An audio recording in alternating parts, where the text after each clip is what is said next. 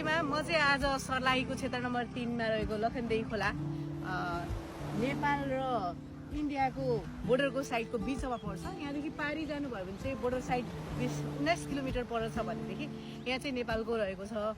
र यो खोलामा चाहिँ एउटा पनि व्यवस्थित पुल आजसम्म बनेको रहेनछ। यो चाहिँ विगत 100 वर्षको इतिहासमा एउटा पनि पक्की पुल नबनेको अवस्था छ। र यहाँ नजिकै देख्न सक्नुहुन्छ यहाँ चाहिँ झोलुङ्गे पुल बनेको छ। अनि अलिकति व्यवस्थित छैन, यहाँको बासिन्दाहरूलाई हिँड्न चाहिँ एकदमै गाह्रो भएको छ भन्ने कुरा गर्नुभएको छ।